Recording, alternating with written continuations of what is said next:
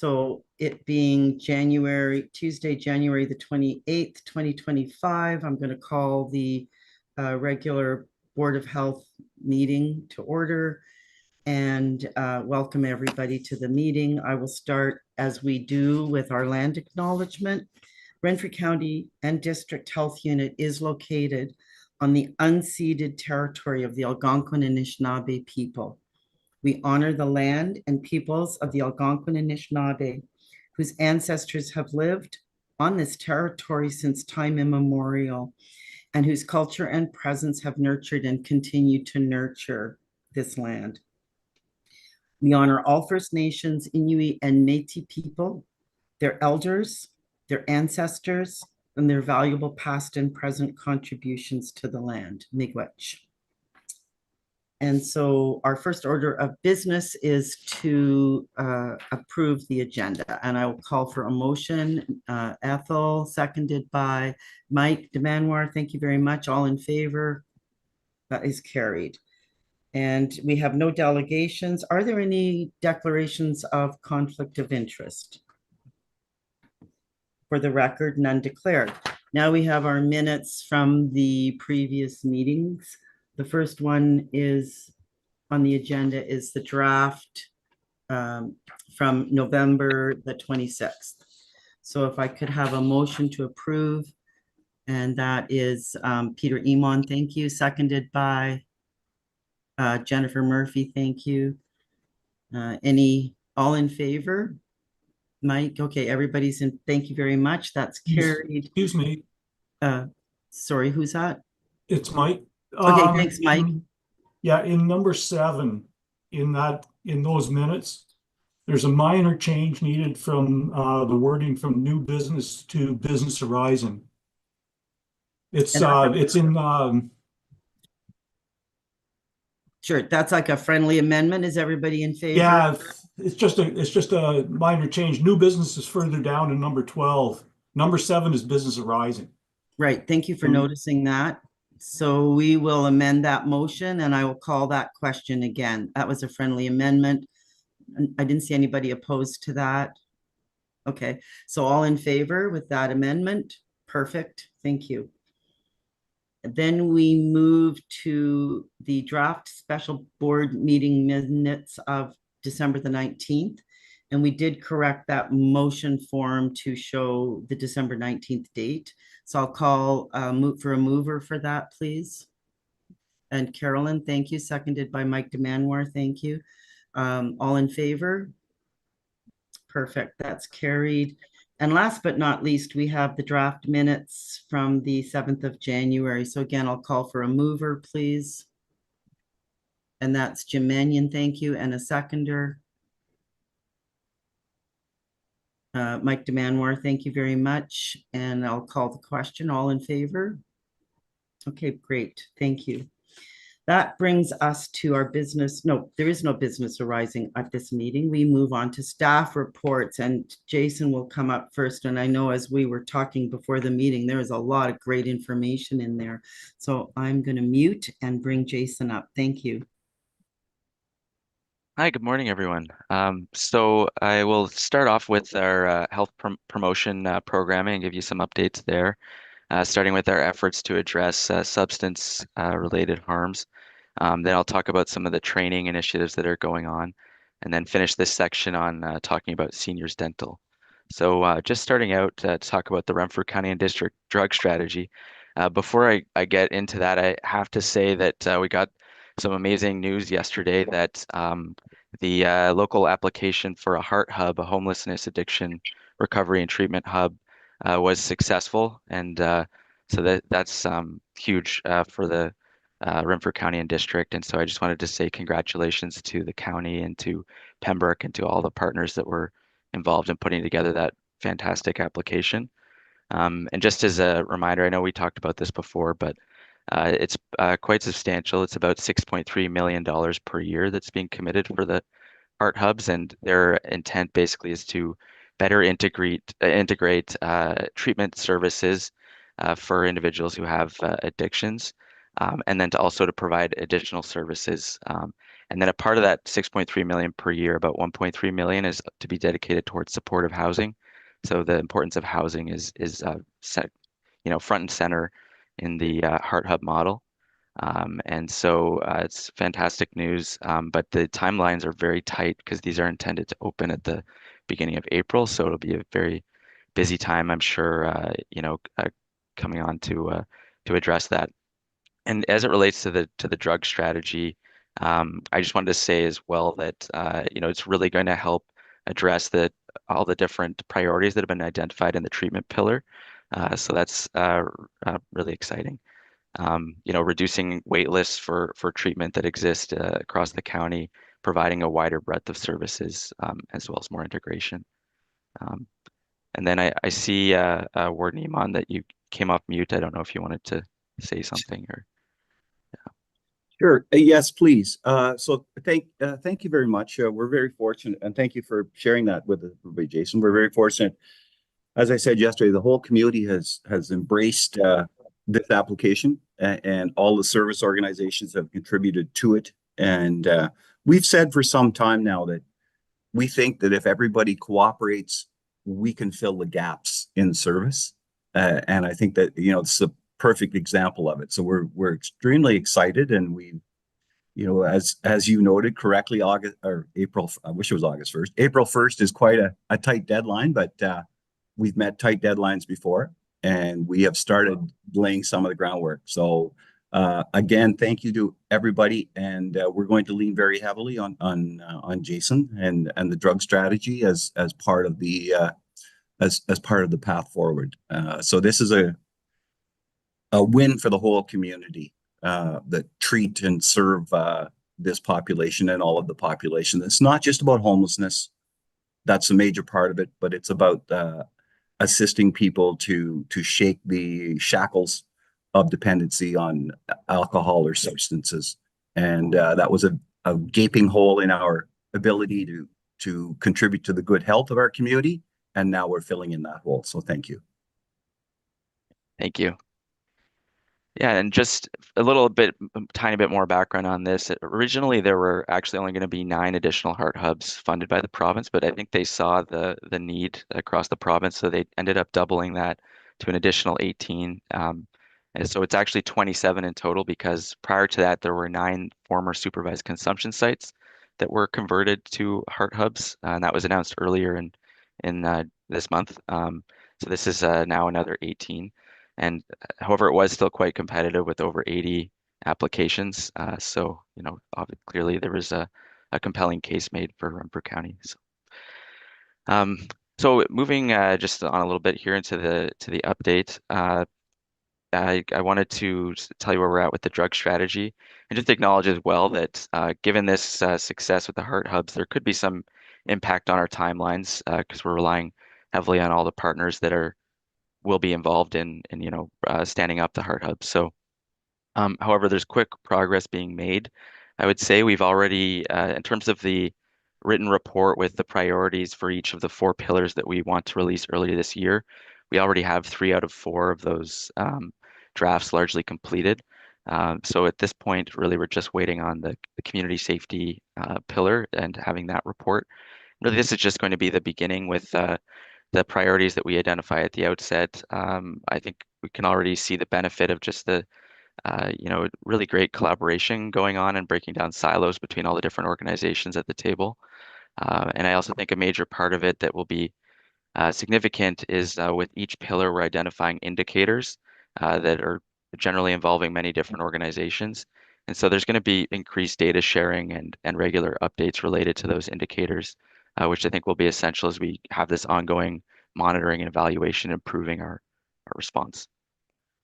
We also note in here that we released a media release earlier this month with a progress update on basically on all what the drug strategy partners are doing.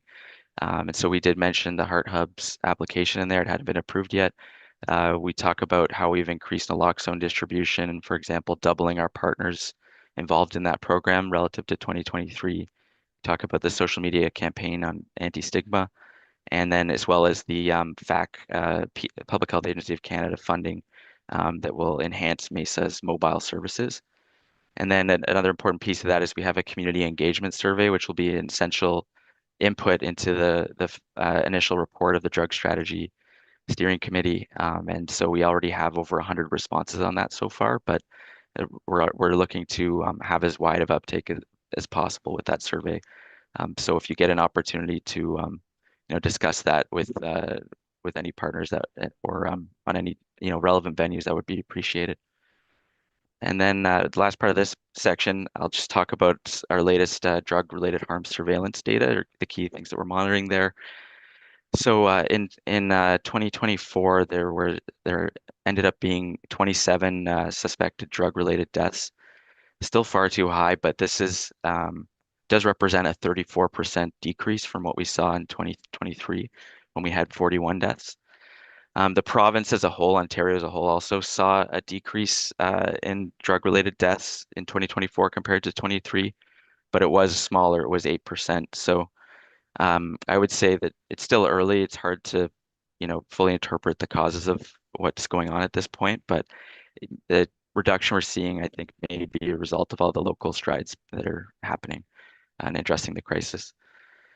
And then the other indicator we have here is emergency department visits for opioids. And in 2024, we did have more visits than in 2023. We had 77 in 2024. However, it did decrease as the year went on, and there were only 4 visits in the last quarter of 2024, which is promising. So we'll be monitoring these closely as we get into 2025. And the next part, I wanted to give you a little update on our drug testing kits distribution. And this is a pilot project that we're partnering with the Ontario Harm Reduction Distribution Program on. It was launched in July.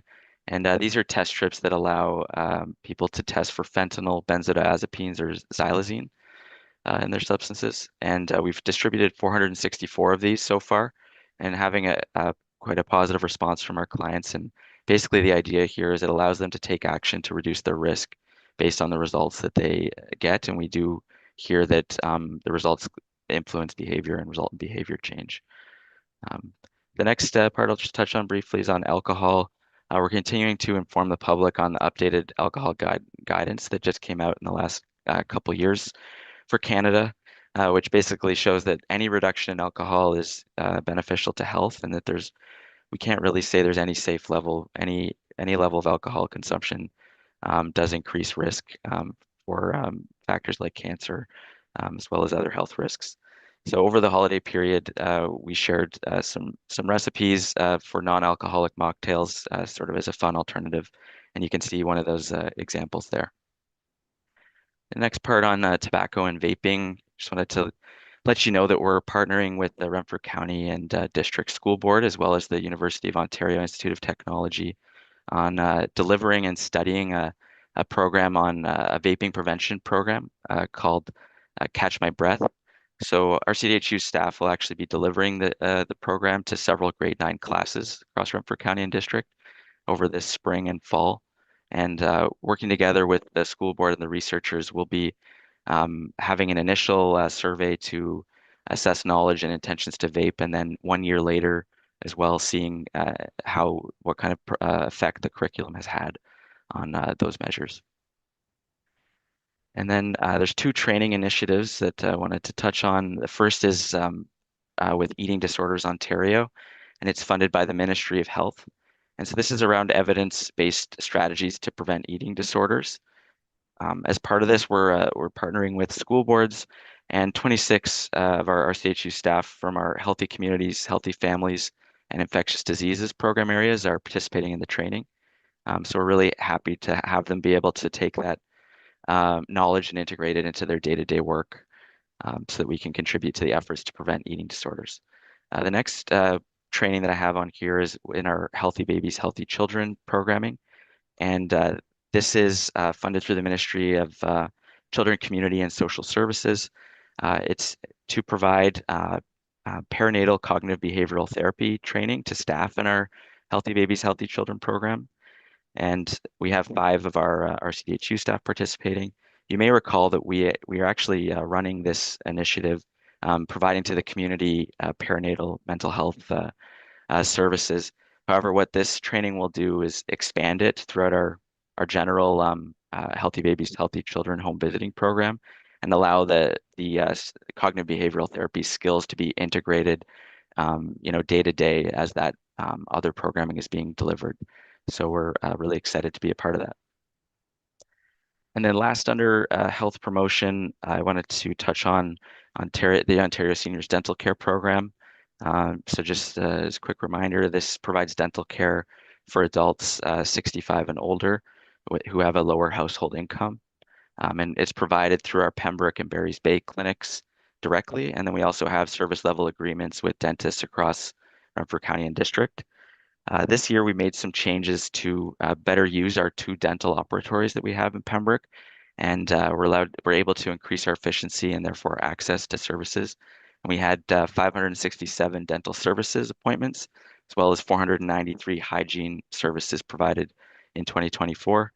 And then we also had 44 dentures arranged through the program.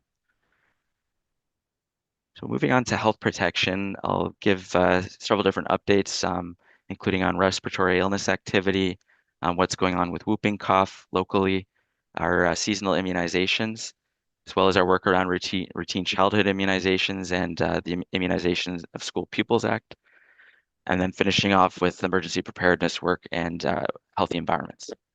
So starting with respiratory illness activity, basically, since our last meeting or last full board meeting at the end of November, there's been an increase in respiratory illness activity. We're averaging about 2 new outbreaks a week since then, with the majority being caused by COVID, followed by RSV. The first flu outbreak was declared at the very end of 2024. And currently, we're still seeing our hospital bed occupancy for respiratory illness in our emergency department visits for respiratory illness at very high levels. And I just noted as well that our weekly updated respiratory illness data summary, we added a new indicator so that you can see locally what our RSV test positivity is. So that's sort of the third key virus that we report on in addition to flu and COVID-19. And I'll just mention that in the last couple of weeks, we have started to see some early signs of decreasing COVID and RSV activity. However, we're still seeing flu increasing, and that's reflective of the broader provincial trend. The next section I know I talked about this a bit last year, but just tell you where we ended 2024 at with whooping cough or pertussis. And basically in 2024, we had the highest number of cases on record in Renfrew County and District for at least the last 20 years. There were 29 total cases. All of them occurred between June and December, and most were in people that are under the age of 20. In looking at Ontario, it was also the highest activity year for the province since at least 2007. And their case rate was 11 cases per 100,000 people. Locally, our case rate was higher than the province. We had 26 per 100,000 cases. However, we weren't actually the highest public health unit, with some seeing as many as 60 per 100,000 this year, or in 2024. And it did appear that East Region was more affected than the rest of the province and had higher case rates of whooping cough. But basically, the takeaway here is that it continues to reinforce the importance of our routine immunizations, which we've unfortunately have seen a decrease in those rates of immunization since the pandemic. We're continuing to work on getting those back up, and just encourage families to continue to review their children's immunization records. And for any help with that or to get immunized, you can to contact your primary care provider or us here at RCDHU. So moving on to talk a little bit about our COVID and flu immunization, how that's been going.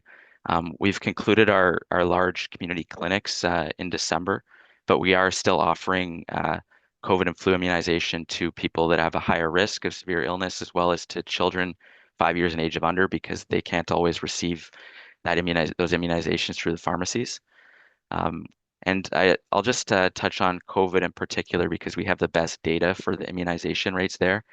Overall, it's been a disappointing uptake, I have to say. We've so far this fall, we've only had 12.2% of the overall population across Renfrew County and District who've gotten their updated COVID-19 vaccine. However, it is still somewhat better than the province average, which was only 10.8%. What is somewhat more encouraging is that in the higher risk groups, we are seeing higher rates of immunization, which is good. So in adults 65 and older across Renfrew County and District, we have a 37.1% COVID immunization rate as of the latest update. Retirement homes, we have 63.7% among the residents there, and in long-term care homes, 65.4%. And all of those figures are significantly higher than the Ontario averages. Now just to talk a little bit about our RSV immunization rates. Here again, we have our adult high risk program. And through that program, we've administered 515 doses of RSV vaccine, including through community clinics as well as through our 11 retirement homes across Renfrew County and District, and it continues to be available. And then in our infant and high-risk children program, we've hosted a total of 6 community-based clinics, and we're continuing to offer it. This is for infants generally under the age of 1, and we provided directly 51 doses through the health unit, and we're really relying heavily on our Pembroke Regional Hospital and our healthcare provider partners, and we've distributed 110 doses to the hospital as well as 376 doses to our healthcare providers locally. And then last, under our immunization programming, just an update on our work around the Immunization of School Pupils Act and ensuring that our school-age children are up to date on their routine immunizations. We did issue 3,580 notices to students who were either not up to date on their vaccines or we didn't have the records of whether they were up to date. And since then, we've hosted 4 out of 11 of our planned clinics for the Immunization of School Pupils Act, increases in routine immunization. And we're going to be continuing to offer more of those clinics. At this point, we've reduced the number of students who are either not up to date or that we didn't have records for by 19%. So 676 students. And we're continuing to work with families on that. And again, encourage, checking those records and, working with healthcare providers or with the health unit to get immunizations up to date. And if immunizations are received in the community, it's important to let us know either through the online tool icon, or you can always call us, fax, mail, or email us. And then next, in our Healthy Environments program and starting with emergency preparedness, just a couple more updates. So we did, and I've mentioned this before, but we've undertaken a self-initiated COVID-19 after action review to learn as much as we can from the pandemic. And this included a few different elements. There was a survey given to all of our CDHU staff and many different, all the different positions within the organization, as well as community partners. We also reviewed documents that we used over the pandemic. We've reviewed the survey data, and we did hire a consultant to conduct 3 debrief sessions and 1 focus group to help us take all that information and make a preliminary report with recommendations. And we did receive our draft report at the end of December, and we'll be finalizing that early this year and starting to implement those recommendations. And the last part for emergency response is I just wanted to tell you that every year we're completing a hazard identification and risk assessment as we're required under the Ontario Public Health Standards to maintain our emergency readiness and to identify the most likely as well as serious health hazards that could give rise to a public health emergency. And we used our local historical data to inform that largely. And we've posted on our website the top 10 hazards identified in 2024, and I'll continue to update that on a yearly basis. And then further into healthy environments on our food safety program, we have lots of special winter festivals and events happening this time of year. So just noting that our public health inspectors are actively working with all of those partners just to ensure that safe food handling is kept in mind, and offering guidance and support to vendors on things like proper food storage, cooking and hot holding temperatures, food handler personal hygiene, and potable water and food preparation. So that's our public health inspector teams working very actively on that. And then lastly, for my report, just wanted to note that on January 1st, we were notified of a water main break in Beachburg that caused a loss of water pressure. And in that case, as a precautionary measure, we have to issue a boil water advisory for all the water users in Beachburg. And so we worked closely with the Township of Whitewater Region on that. They did an excellent job responding very quickly, and were able to isolate and repair the break. And then through follow-up testing, we were able to verify the safety of the water in the 48-hour period, and we lifted that order on January 4th. So that's it for my report, and happy to discuss or answer any questions. Well, that was really fulsome, Jason, and a very uplifting report in many ways. I know you identify a lot of work still to be done. It is great to see the change, the movement in terms of the indicators. One question I had, is there anything that you folks think that staff, your team, that any of us could do to aid in the uptake of immunizations or to contribute to any kind of an education campaign? Or what are your thoughts around, I know we're doing better than the province and that always feels good. We're not doing as well as we want to, and especially with like the whooping cough and other, things like that. I just wondered if you had any thoughts as to strategies to improve those numbers. Mm-hmm. Yeah, thanks for the interest and for offering that. I mean, we've looked at a few different ways. I mean, we always, sort of discuss these things on social media and the importance of immunization. We talk about it here at board meetings. This year, we scaled up our advertising through some one-time funding as well that we received through the province to remind the public about the availability of COVID and flu immunization, how it's still recommended for everyone, and as well as our RSV programs. And it seems like that may have led to some increase in uptake, but there's always more to do.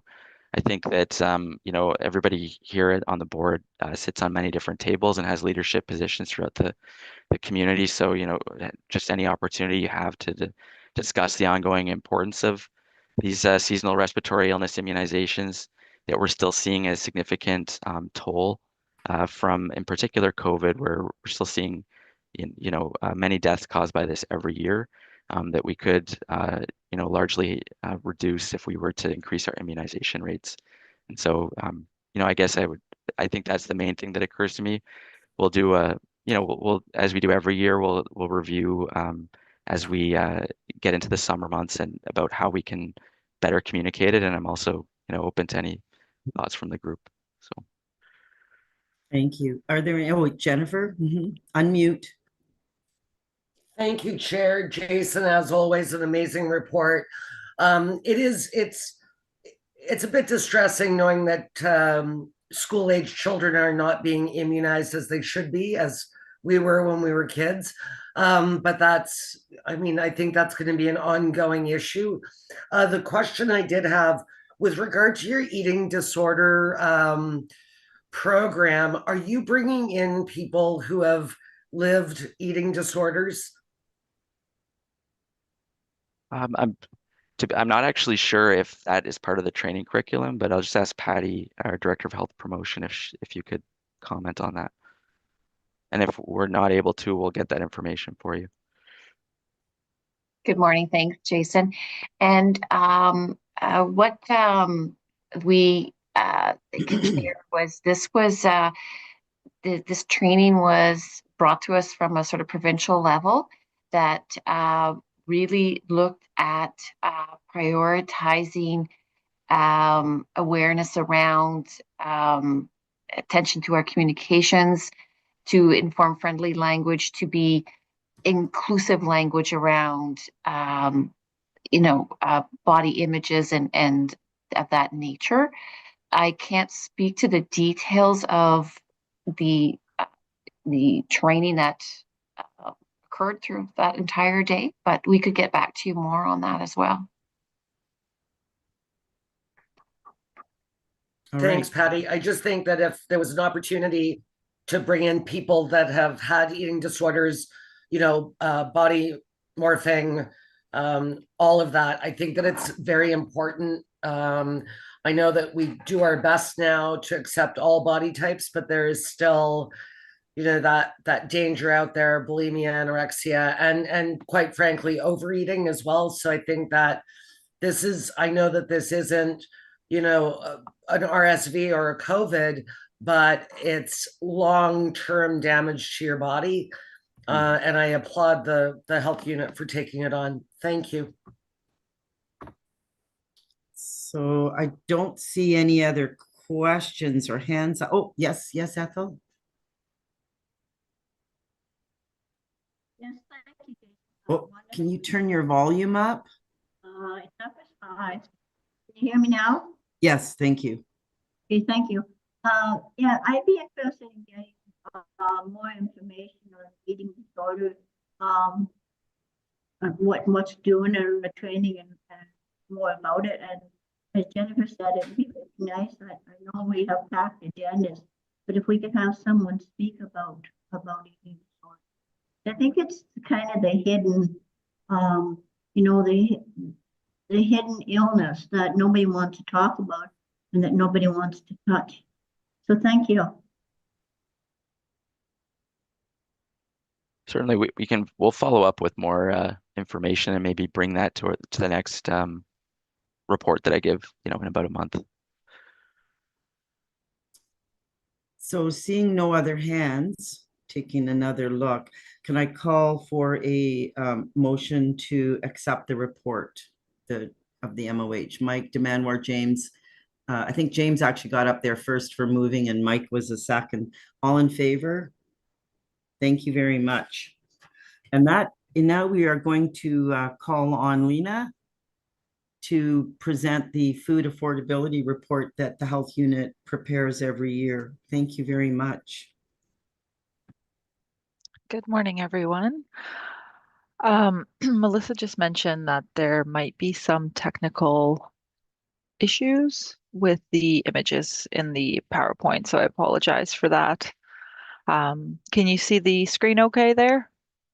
It looks like we'll be screen sharing from a PDF version of the PowerPoint rather than the actual PowerPoint, but you should all have copies in your welcome packages of the entire presentation.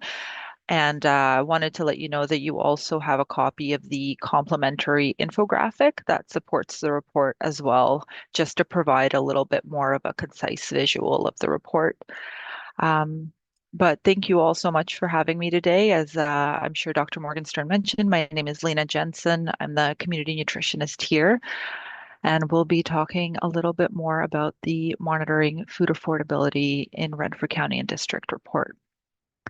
Next slide, or scroll down, Melissa, thank you. So monitoring food affordability on an annual basis is a requirement of the Population Health Assessment and Surveillance Protocol, with further guidance provided in the Monitoring Food Affordability reference document. Next slide, please. The Nutritious Food Basket is a survey tool designed to track the cost of healthy eating in line with Canada's Food Guide.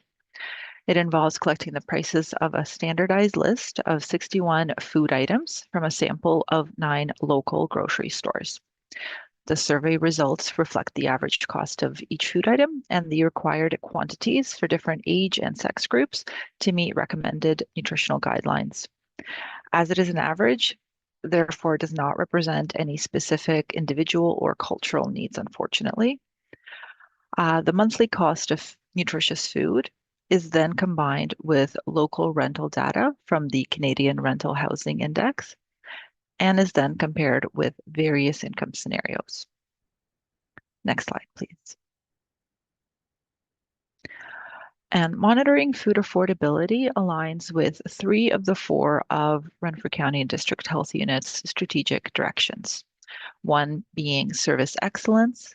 So food insecurity is a determinant of health, and addressing this issue is important for reducing health disparities in Renfrew County and District. Partnerships. We know that our community partners use the Monitoring Food Affordability report and to educate and influence public policy. And communication. So the annual food affordability report supports strengthening community engagement and delivers public health messaging to advocate for health equity. Next slide, please. So in Renfrew County and District, food insecurity affects 28.9% of households, which is slightly higher than the provincial average of 24.2%. And to put this into a little bit better perspective, thank you for the next slide. In Renfrew County and District, approximately 1 in 4 households experience food insecurity. This is compared to 1 in 6 households the previous year and 1 in 7 in 2021. Similarly, the prevalence of food insecurity has increased throughout the entire province over the last year. This graph here, and I apologize for these small green bubbles, but this graph illustrates the rise of food insecurity in Renfrew County and District over the past 9 years. In 2015, as you can see, the local food insecurity was reported at 11.6%. By 2019, that number had risen to 16.6%. And most recently, it has reached 28.9%. And food insecurity disproportionately affects households with lower incomes. And certain family scenarios are at particularly high risk. So let's look a little bit more closely at various family scenarios. Next slide. Thank you. So here we see a scenario of a family of 4 on the Ontario Works Social Assistance Program. The family consists of a male and female aged 31 to 50 with 2 children, one son age 14 and a daughter age 8. They live in a 3-bedroom apartment and spend approximately $300 a month for rent and approximately $1,250 per month on food. After paying for rent and food, this family has $355 remaining each month to meet all other needs, such as clothing, utilities, and school-related costs. Next slide, please. This next scenario you see here is a single male aged 31 to 50 who receives the Ontario Disability Support Program. He lives in a 1-bedroom apartment, which costs approximately $870 per month. Per the nutritious food basket, he would spend around $435 on groceries each month. So after paying for food and rent, he has about $164 remaining to meet all other needs, such as hygiene products, prescription medication, and transportation. Next scenario, please. In this scenario, a single male aged 31 to 50 receives $885 from the Ontario Works Social Assistance Program. He lives in a bachelor apartment, which costs him approximately $805 per month. At the end of the month, after covering food and rent, he has negative $355. Next slide, please. Food insecurity refers to the inadequate or insecure access to food due to financial constraints. The level of food insecurity is a spectrum that can range in severity. So marginal food insecurity means a person is worried about running out of food before there is enough money to buy more, or has more limited food selection. Moderate food insecurity refers to a compromise in the quality and or the quantity of food purchased. And severe food insecurity means someone is missing meals, reducing their food intake, and at the most extreme, go day or days without food. Next slide, please. Food insecurity also impacts health. Those who are food insecure are at higher risk to develop mental health and physical health conditions such as diabetes, cardiovascular disease, bowel disorders, and depression. They are at more risk to be diagnosed with multiple chronic conditions, have more frequent hospitalizations and longer hospital stays, and ultimately experience a shorter lifespan. Children and teenagers experiencing food insecurity are more likely to have poorer general health, develop chronic conditions such as asthma, and develop serious mental health conditions including social anxiety, suicidal thoughts, and depression that persist into adulthood. Next slide, please. And food insecurity can affect anyone. In fact, more than half, about 60% of food insecure households in Canada indicate wages, salaries, or self-employment as their main source of income. Additionally, almost 70% of Canadian households receiving social assistance report experiencing food insecurity. Also, individuals may experience a disproportionately high rate of food insecurity if they live in rental housing, are a single female parent, are a member of a racialized group, or identify as Indigenous. So how do we address this growing problem? Next slide, please. Addressing food insecurity requires systemic, income-based solutions to ensure people can afford the basic essentials of life.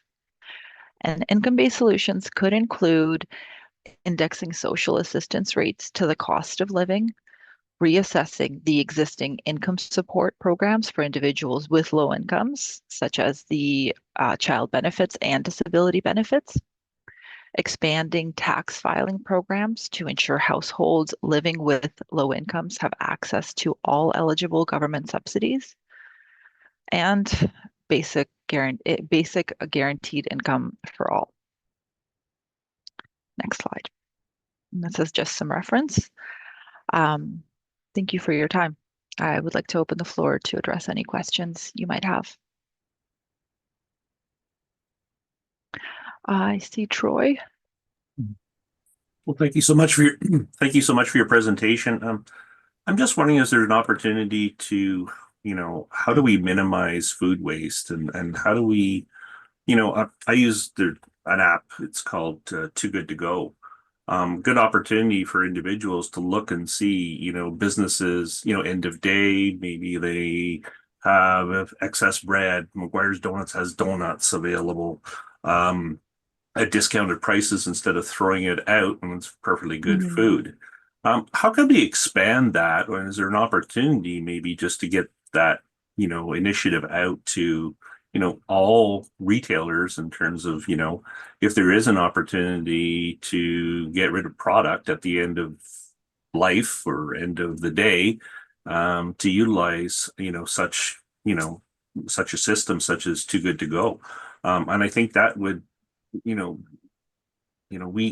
tend to throw out about 58% of the food that we purchase, which is a statistic that I'm just looking at Canadian Food Focus, and it's just absurd, right? In terms of then we have individuals that are really struggling to make ends meet.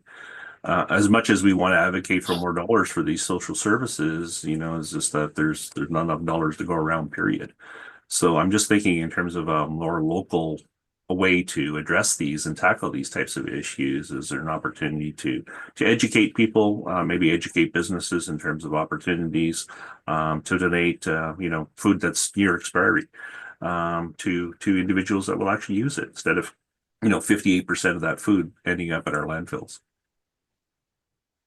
Yeah, thank you for that that concern and that comment, and you're correct that we waste so much food these days, and when we think about how many people struggle to eat, it's heartbreaking.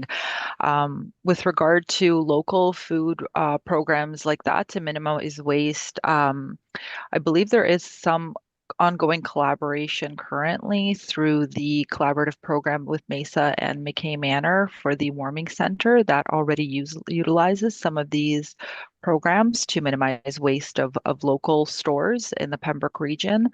And to my knowledge, I believe Independent Grocer in Petawawa did some sort of program like this, but I imagine some sort of the fact that our geographic area is quite big, it limits it compared to some of the more urban centers that really utilize these types of programs. But that's a really good thing to think about locally. Absolutely. I'm not sure if Dr. Morgenstern has anything to add to that.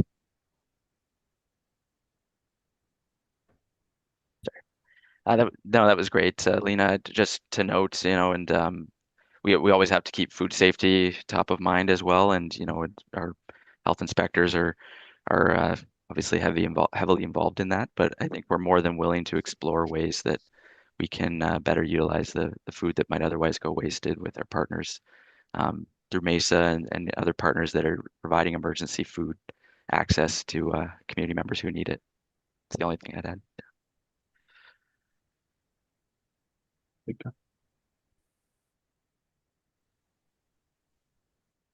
Just look if there are any other hands up or questions. I noticed that Peter put a note in the chat about a program called Loop, all capitals, which retailers can access if there's a local group to head it up. I don't know a local group or partnership or collaboration across the county with respect to like food banks, for instance, or I was thinking about maybe the Child Poverty Action Network. I'm not sure if that group, how active that group is right now. And I thought those might be a couple of ways in. And obviously, Heart and Mesa are perfectly connected. And Ethel, what were you thinking there? I see that you typed something. I was not scared. I was just wondering. I see some municipalities are declaring an emergency due to food insecurity. Is that something where, Lena, thanks for the great presentation, that as a health unit, we may be monitoring and going that way? Just as a quick example, I went into not a local grocery store, but a grocery store last night to pick up a roast of beef. And I looked at a roast of beef, which really might feed 4 people. It might, and it was $78.28. So, you know, the average person, in my view, can't afford that. And so people aren't getting nutritious food. So I don't know whether as a health unit, we would look at that or whether we would depend on our municipalities to declare an emergency due to food insecurity. But I just wanted to kind of put that question out there. Thank you. Yeah, thank you very much, Elder Ethel. I think I would allow or ask Dr. Morgenstern to field that question. For sure. Yeah, it's an important point. That, to my knowledge, I think about 3 municipalities have declared an emergency at this point. I think it's Mississauga, Toronto, and Kingston. I think some of them are even noting higher levels of household food insecurity than we are, which is sad to see. But I agree. I think ultimately it would be municipalities' decision if they wish to proceed that way. One of the things that I've seen other health units do is, and we'll get to there in correspondence, but some of them have been either distributing their reports to partners and, you know, the other health units and stuff about food affordability, or in one case, I believe with Peterborough Public Health, you know, sending a letter directly advocating to the federal government to take another look at things like the Canada Child Benefit to further reinforce what we were talking about at the end there, you know, those income-based solutions to help address it. So there's a few different routes that we could go down, and if the board's interested in some, you know, advocacy, we could support that. Oh, sorry, I see you too, James. I'll get you right here in a second. I was also thinking along those lines that maybe this report, I think you always send this report out to the municipalities. And if not, and that would be making sense to me to send it out with the medical officer of health report. James? Yes, thank you, Joanne and Lena as well. Fantastic report. Just wanted to say that in the last couple of years, the county has been advocating for the province to increase the funding for those individuals who are receiving Ontario Works. They did increase last year slightly for those that are on ODSP, but didn't do anything for those who are on Ontario Works. And that certainly has shown up in Lena's report that once you pay for your rent, there's basically no money left for food. So yeah, that's a huge challenge. And I'm just wondering the program that the health unit does with the school boards. I think it's for the grade fours on teaching them how to cook. There's also the opportunity to sometimes buy fruits or vegetables that are past maybe their best date, but are still fine, and certainly can help stretch the food dollars.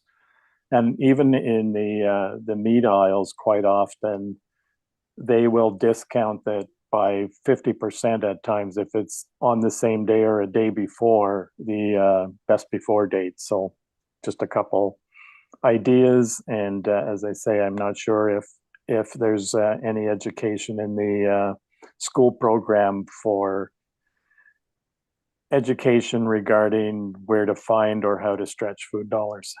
Thank you. Excellent points. Now, what I'm noticing the time, it's 10:52. If there are comments or questions, I'm thinking that what we could do is call our break here before getting into another item, giving people enough time to get set up on the Zoom. If you didn't already notice, Peter did send the link to the Zoom if any others of us want to go online to also participate. What I'm not sure of is if I go and click on that, do I lose this? And I'm not technical enough to know. And if I lose this, then I guess I have to come back in. Does anybody know? Like, Yes, Joanne, in order to use Zoom, you're going to have to log out of this meeting and then log back in. right. So I'm calling for a return. If you guys, everybody's okay with this, and put up a hand if you're not.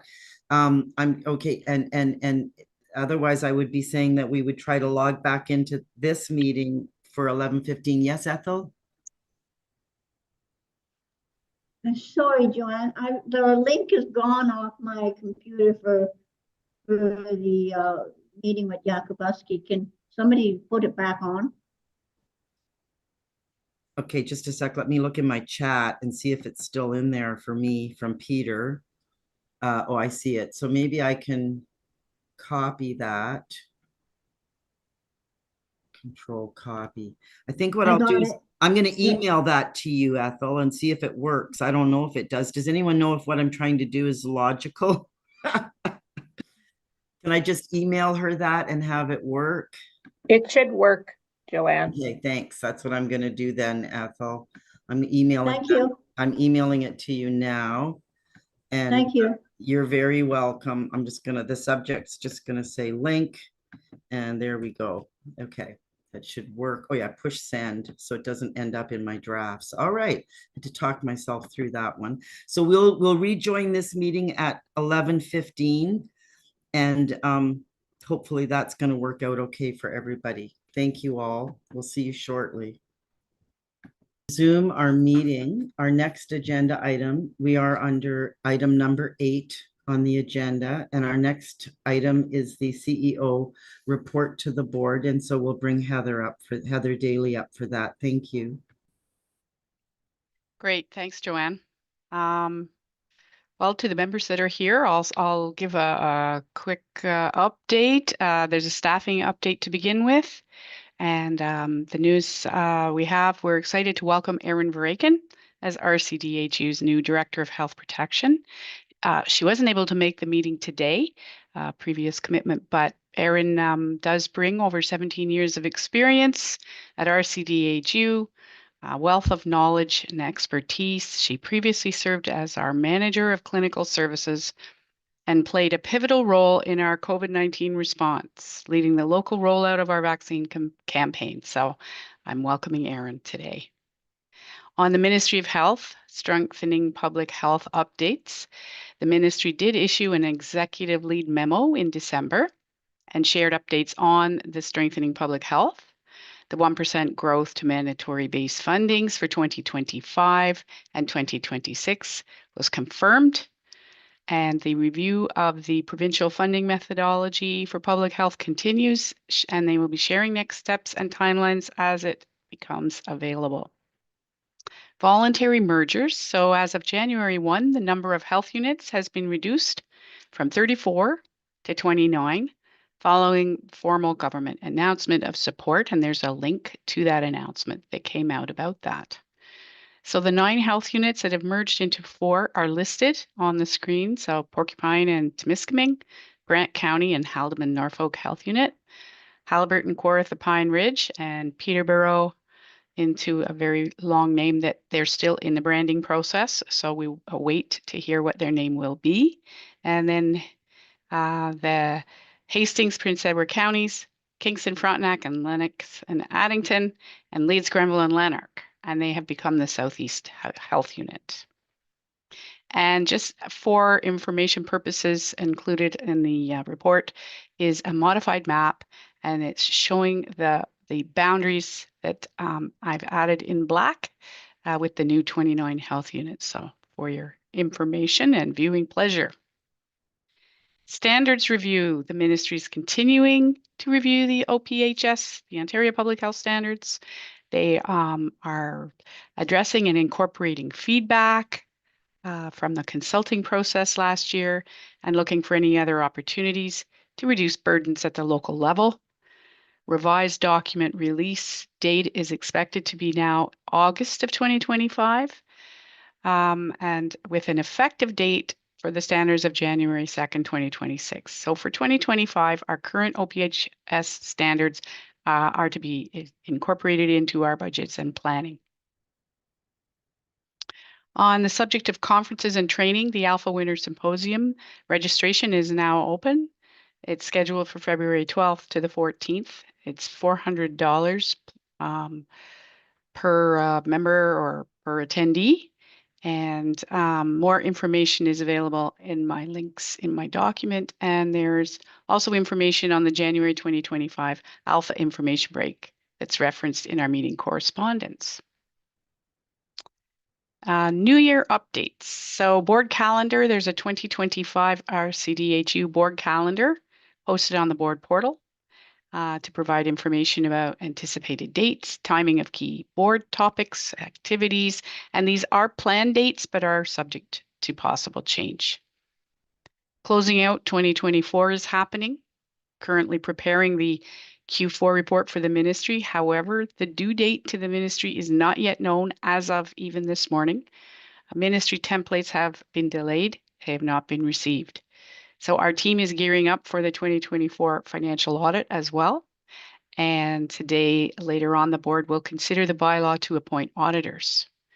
The board's also reviewing and approving the signing officers as a result of the inaugural meeting in January where we had a change in board executive structure. So these bylaws are approved annually at the first regular meeting of the year. Budget and program planning templates for the 2025 annual service plan have not yet been released by the ministry. As of this morning, just checked my email.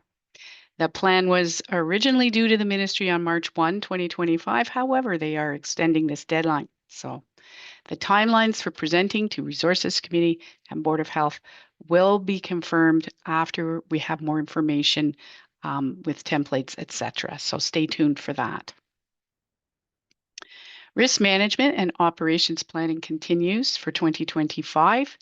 The working group assessed and planning sessions continued through December and January, evaluating, reviewing risks, updating where necessary, looking at ways to modify and mitigate, strategies developed and incorporated into the operating plan. The final plan is hoped to be ready for presentation to the board at the March Board of Health meeting. This year, additional attention is being given to progress reporting for 2025, and the goal is to ensure the board receives sufficient information and feels confident in this information being provided.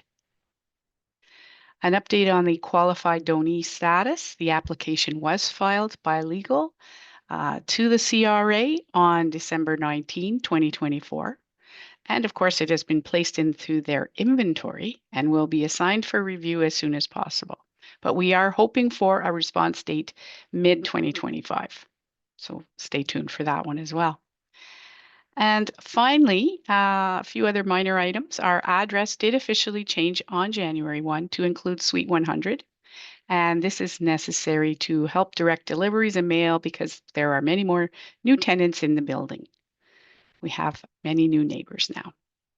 Also, a photo of the new signage. It's at the front of the building along Lake Street. It was completely refurbished, and we have top billing. And I think we're looking very good in that on that sign. So that's my report. Thank you, Heather. Just looking for any, that was a very fulsome report. Congratulations on many of those items, and acknowledge the delays from the ministry and some of the would be our usual timeframes. So as often happens, we're going to continue to find ourselves kind of balancing timelines based on what the ministry's there. Was I muted for all of that accidentally? Oh, okay. Anyways, sorry, I seem to be having technical issues today of various sorts. I'm still looking for any other questions or comments. And and congratulations to Erin. We've met Erin before. She's come to the board before. So I'm sure on behalf of all of the board, we welcome her in her new role and express our congratulations to her. It's always great to see someone who's been a long-term contributing employee have that opportunity for advancement within the health unit. And so that's awesome. Are there any questions or other comments for our CEO? Seeing none, I am going to call for a motion to approve the, do I have my quorum back? Let me make sure. Thank you, Carolyn. I forgot to count my numbers. 1, 2, 3, 4, 5, 6, 7. Yes, we have quorum. Thank you, Carolyn. Moved by Carolyn, seconded by Troy. Thank you very much, Troy. All in favor? And that's carried. Thank you. And that brings us to now my mind is definitely distracted again. That seems to be my theme this month, because in my head, I'm still thinking about that meeting that's going on at the county office. And even though I know this is being live streamed, it's still an accurate contextual thing. So I still wish I was listening to John Yakabuski. Anyways, I'll try to get myself focused back here again, because this brings us into correspondence. Yes, it's just that I know I see the bylaw thing next on my sheets here. So in general correspondence, maybe I mixed up my pages here, you guys, sorry. General correspondence is Jason, Heather, and Joanne. And like I said, I've just been distracted. What do we have in there, by the way? There's public health food, right, Jason? Sure, if you want, we could skip down to that section and then you can come back to the general section. If that works. It's just looking through. I don't know if I mixed my papers up, but now I'm not sure which things are all the general things. No, you didn't, Joanne. Correspondence is 10. The bylaws are 11. So did you want to skip to the bylaws and come back to correspondence? No, it's just that in my papers, bylaw came up next. So I mean, that's all. It doesn't matter really. Oh, I'd rather have the rest of our board members back before we do the bylaw thing. I guess all my correspondence is at the very back of my package, because a lot of it's alpha.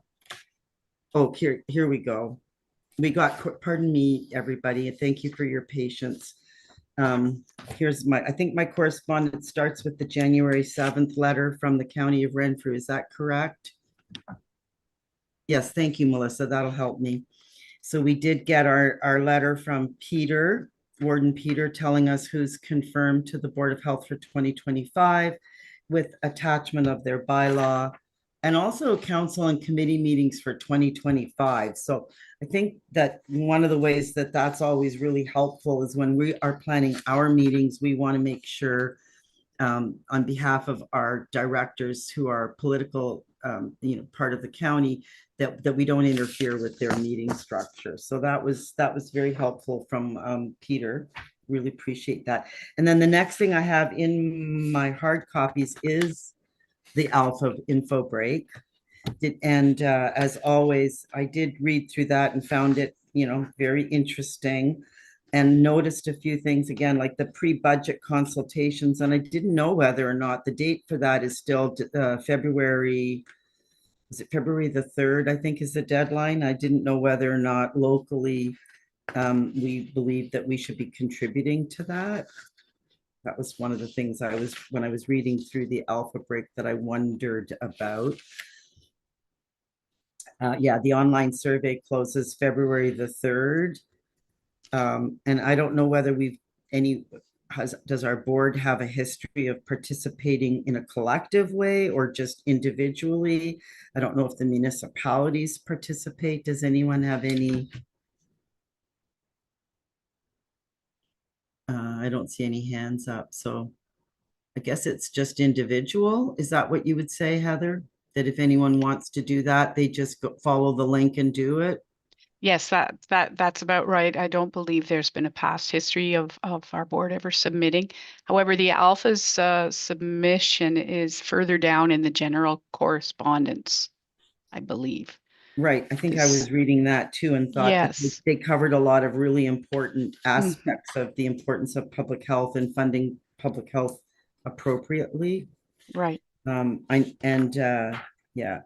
I also, again, noticed the great resources on the Alpha website and confirmed that these links, when you look at this stuff online, these links are live. And one of the ones that I thought I would like to come in and watch was the legal matters updates for boards of health, a video from June 2021, the obligations of a board of health under the Municipal Act 2001, the review of board of health liability. It's a power presentation from 2023. So I thought that could be interesting for us as board members thinking about our responsibilities around risk. Plus there's the risk, maybe it wasn't on this page, maybe it was on another. Oh no, the risk management for health units link is there too.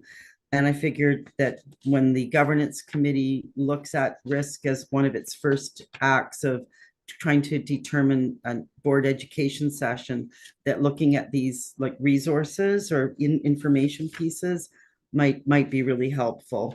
Those were some of the ones that really jumped out for me on the Alpha info break and their resources. And now they have us, like we did the board training course, so that was good. They have a new substance use and harms tool, which I think we were hearing a little bit about that earlier as well in some ways. And then lots of epidemiological summaries that I'm not likely to go in and read those, to be honest with you, because I trust our health team and our senior management and our leadership of Jason and Patty and Heather to kind of tell us what we need to know from that.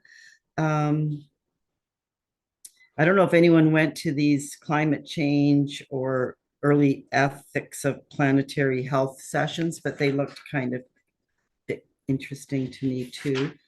And hang on, their stuff is lengthy. In any event, the winter symposium, now is that a separate item on the agenda still, or should I deal with that here?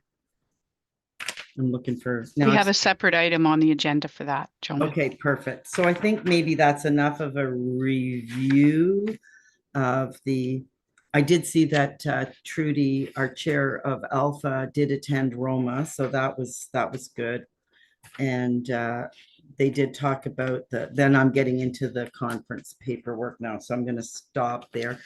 And I think that's the end of no, not the end of the correspondence, pardon me. Now we have, after I get to the end of Alpha, we're into the Middlesex, London. This is, I think, what Jason was referring to earlier around some of the other public health, some of our public health partners doing letters about food affordability. So we have the memo, the report, I should say, from Middlesex, London, looking at their food insecurity. And also, I think that, hang on while I flip through the rest of my pages here. I think that takes us all the way to the end of the correspondence. And maybe it's here that we ask ourselves, how do we want to share our food insecurity report from RCDHU? Does anyone have any specific comments apart from my earlier comment to send it to all of the municipalities? And Jason, did you have any thoughts, or Heather, in terms of taking it further? I can share our usual process. So we wait until we present it to the board, and then we we have a written version of the report. We'll post that on our website.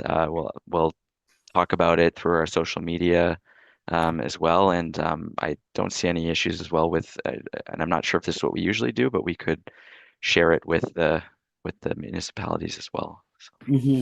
Thank you.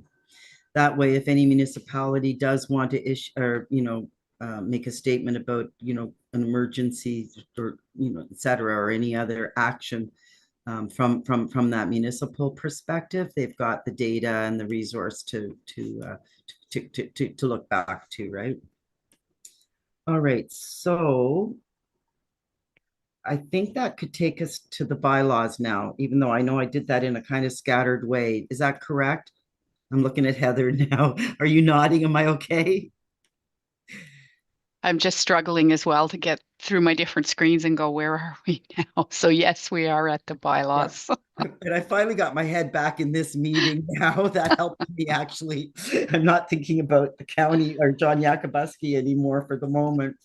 Here's our bylaws. Now, this was referenced earlier. This is important. We do this every year. And all the information required is contained within at the top here. And this would be us repealing the one that we passed in last year at this time, and it ensures that we have a proper board decision around appointing the auditors, and it is proposing that the firm of Scott, Rosine, Black and Locke, Chartered Public Professional Accountants of Pembroke, Ontario, are appointed as auditors for Renfrew County and District Health Unit for 1 year. Do I have a mover for this motion? James, thank you. And a seconder? And Troy, thank you very much. All in favor? And that is carried. Now, I know I said I wanted all of our county reps back, and they're not, but I do feel they will be in support of this, and we do have a majority present. So and it is a standard practice that we do.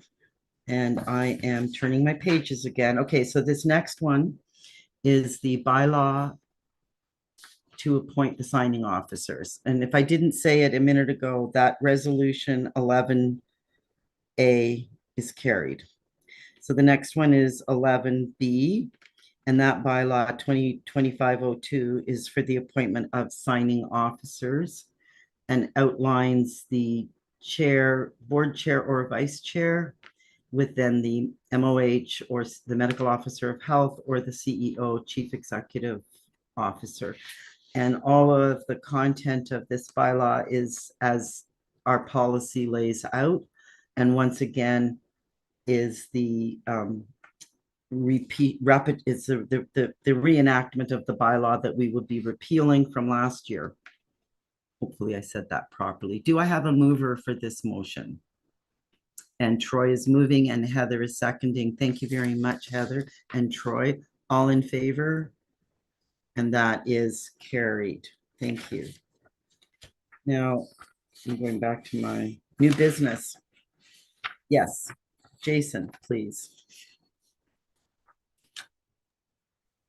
Sure. So I can give some background on this. Basically, what we have before you is a resolution that pertains to basically times when I, as medical officer of health, might be have short-term temporary absences, and such as a vacation, for example, and just ensuring that we have adequate coverage in place, which does require approval from yourself as the board.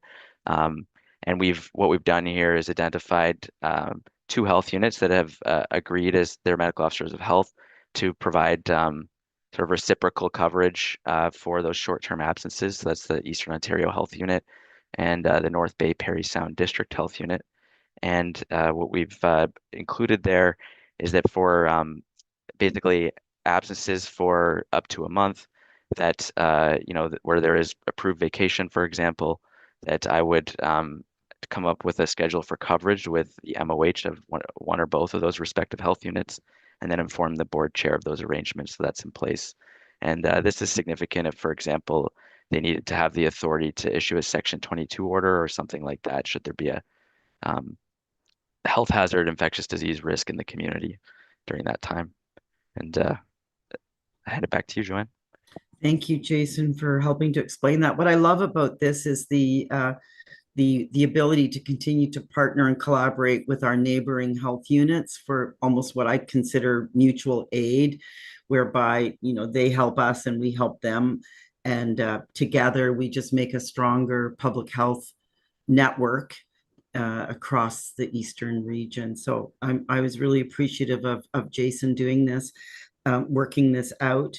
And also this way, the board doesn't have to deal with each individual situation, which I think could be very inefficient. And also it means that Jason's exact timetable of vacation and away exact dates don't need to be public record in the public meeting, but can be dealt with in a more privacy protective way. So those are some of the rationales behind this. Is anyone prepared to make a motion to approve this? And James, thank you. Seconded by Carolyn, thank you. On lots of hands went up, so I'm going to call the question. All in favor? And that has carried. Thank you all very much. I think that's a good move forward for us. And that resolution carried. So now we finally get to the Alpha Winter Symposium, although I was kind of jumping ahead there earlier. It looks very interesting. And I know that we usually try to send a couple of board members. I certainly do hope to attend myself. One board member has let me know that they're interested in attending, and I would like that board member to be able to go. Is there anyone else who's really keen to attend or able to attend? I know one board member told me they were interested and not available on that date. And Mike, you're interested also in attending? Well, I'd like to make a comment, and the comment is this symposium is an online symposium. Yes. As opposed to attended. Yes. So in that instance where it's an online symposium and there's no travel and accommodation required, I'm going to suggest that any board member that wants to attend should be allowed to attend with no limitations on the numbers. We're not spending money on board travel and board lunches anymore. And I think these symposiums are really good eye openers for board members and really good education. Good comment, Carolyn. Yeah, if I can follow up where Mike left off. Back before, when it was in person, we drove down and we had hotels and food and da-da-da. We normally sent 2. But after 2020, just like Mike said, we opened it up. It's online. We just have all we have is the cost of the thing itself and our honorarium. So it's much cheaper. And Sure. We had at least 4 or do it that way. I can remember 4 or 5. So it's a lot. Yeah. And Good. it is Okay. so beneficial.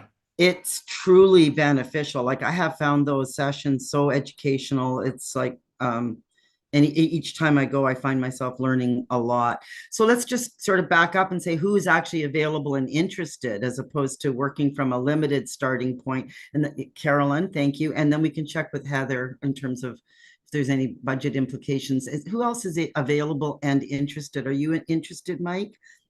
You are? Yeah, good. Okay. So what time would it's let's see. It's Friday. I think it's the Friday, which is February the 14th. There's a morning and an afternoon of the symposium. And once you are registered for the symposium, so in the morning, it's public health leaders from across Ontario and public health issues.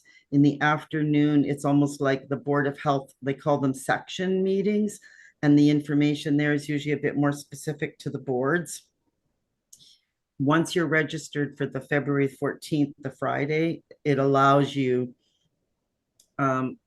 access to 2 other half-day workshops, one of which is leading change, the tensions in transformation, and the other is like talking about the power of where, I guess geography and probably mapping, and I know anyways. So I remember one of the things they were talking about was using kind of mapping and to look at digital to see, for instance, where was there a neighborhood where a lot of people were asking about gastro and GI issues, and that would tell them maybe where there was an outbreak by looking at the geography. I might not have said that quite right, Jason, but that's kind of what my takeaway was using mapping of data to help identify public health, like areas of emerging concern, to better plan public health responses. Is that kind of summarize that? Yeah, very well done. Yeah, I think the field sort of can be called geospatial or spatial epidemiology, and one of the concrete ways that we've gone through that here is with Lyme disease risk areas, right, and where we've identified, ticks that can carry Lyme disease. So yeah, right. So that sort of, hopefully that helps answer your question, Jim, about the when. So it'd be like you end up committing the full day of the Friday the 14th. Yeah, I have a medical procedure that day, so that's not going to work for me. Sorry. So okay. So maybe Thanks. next time though, they put these on a couple times a year. And Heather, I do see your hand up. Thank you. And I do Thanks. see you also, Heather Czar. We'll go with Heather Daly first, and then Heather Czar. How's that? So it's just a comment regarding cost. Unfortunately, Alpha doesn't refund if people can't attend or are unable to attend. So we added a number to the resolution so that it helped Melissa organize, get an idea of how many we're having, and the timelines, etc., for registration. But it's just they're a little tough on us, and they won't let us share attendance. So Yeah, two I wish people they- wanted to get together, so that's the only reason why it's just helpful for us to kind of have a sense of the numbers. Just to kind of that's why I'm just trying to confirm those availability. So Heather Czar, were you putting your hand up to say you're interested in attending? Yes. Good. Yes, I am. Okay, so I think if I haven't totally lost track, that was I think that's Carolyn. 4. Yeah. Good. Thanks, Carolyn. So, and nobody else has their hand up for that right now. So maybe what we can do, those of us who attend, is make a conscious effort to bring back and share some of our learnings with the board. So then, sorry, did I miss something? Were you going to say? No, I'm just chuckling because normally our board chair attends and prepares a report to bring back. Well, I'll happily do that. Thank you. I hate to be the bearer of bad news, but that's how it's been for my That's last. my job. Okay. I always take copious notes, so I'm happy to type up my notes afterwards, and I will happily do that. Thank you. Thank you. So that would be up to, in this case, the resolution would be up to 1, 2, 3, 4 additional board members. Did I get that right, Carolyn? Melissa? Or 4 in was it total, yeah, not additional. me plus 3? 4 in total, Okay. yeah. So the resolution that Melissa had, or that Heather and kindly prepared for us, says, be it resolved that the Board of Health approve the board chair and up to 3 additional board members to attend Alpha. So if you're okay with that, based on what we've determined here in terms of the interest, then someone could make that motion. That would be great. Carolyn, and seconded by Troy. All in favor? Thank you.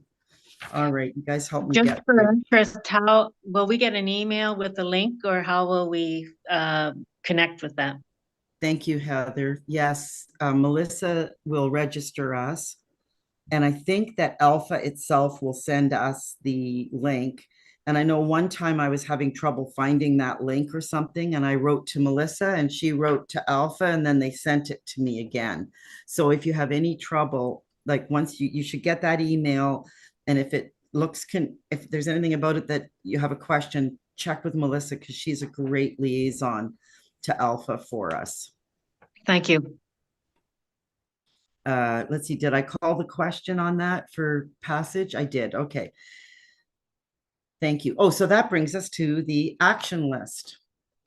And let's see, the kids come first is still pending. We have just not seemingly had time to find that date for the the Kids Come First, the CHEO presentation, which is the Children's Ontario Health Team for the Eastern Ontario. And I know that they work closely on many shared issues with other OHTs. So sooner or later we'll get that and it'll be interesting. And then future delegations, that may become more clear to us as this year unfolds with some of the new programs that are being funded and started. Like we might want to get a little bit more information, for instance, about heart or some of the other issues that are programs that are initiating. And we have actually, since I look down, I see we actually do have that down here as a future presentation, Mesa and Heart Hub. And that totally makes sense to me, especially with the new information. Now, they will probably not have time for us until, because it sounds like there's a lot of work coming before that group, and making presentations will probably not be their top priority when they're trying to launch all the new programming, but still we can try to, and Jason will be a good liaison to that, and perhaps, you know, be aware of any opportunity if they start to express as a group the desire to do stakeholder engagement, like put us on their list for an early presentation, because I think we've got a lot of interest around the table and knowledge on that. So I don't see anything else on the action list today to report on. All other action items have been dealt with at this point. Although I feel like there was still the thing about the board education and risk, and maybe I overlooked something in making sure that the action list still had that on it, Troy, because I don't think we've done that one yet, right? So, or maybe it's on the governance committee list, but yeah. So other than that, is there anything else that people are noticing that we need to make sure is on here? No? All right, well, we'll keep an eye on that. And then actually, the next thing we do is the next notice of motion is the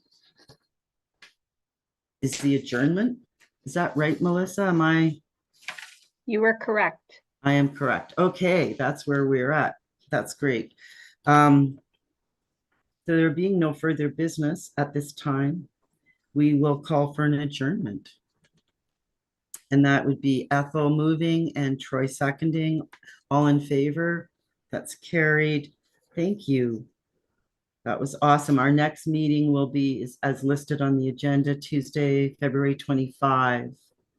I'll try to do a better job of remembering that we're live streaming. I don't go back and look at these things. So hopefully that wasn't too horrible as to whatever it was that I was doing when I wasn't thinking about that.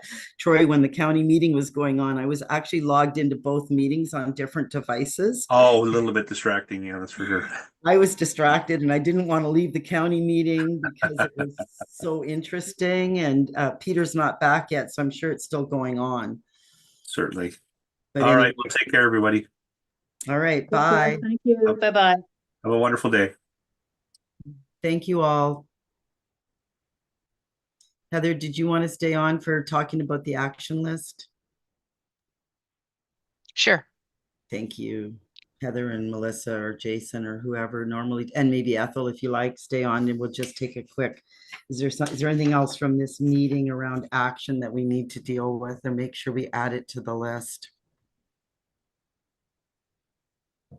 Can we ensure the live stream is off, please?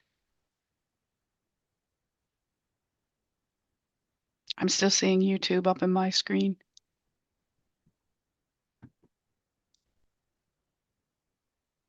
Melissa?